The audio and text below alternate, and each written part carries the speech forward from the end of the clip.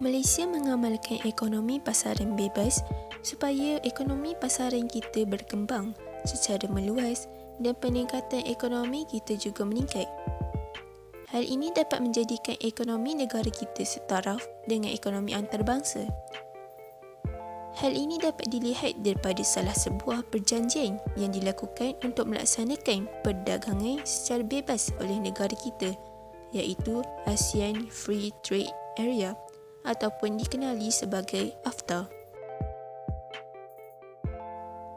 Peningkatan ekonomi sebuah negara berkait rapat dengan kebolehan sesebuah negara tersebut untuk menjual barangan tempatan di pasaran antarabangsa tersebut. Hal ini telah terbukti setelah Malaysia bersetuju untuk mengikuti perjanjian AFTA bagi meningkatkan perdagangan negara serta mempermudahkan perdagangan sesama negara ASEAN.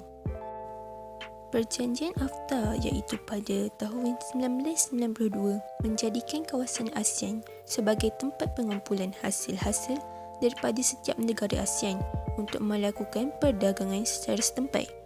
Negara ASEAN bekerjasama melaksanakan AFTA ini supaya dapat mengelakkan tarif dan cukai barangan, salah satu kelebihannya.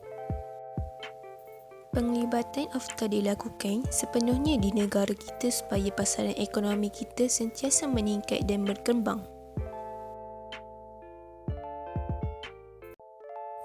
Ekonomi negara kita bergantung pada pasaran domestik, juga disebut sebagai pasaran dalaman atau perdagangan dalam negeri dan pasaran antarabangsa.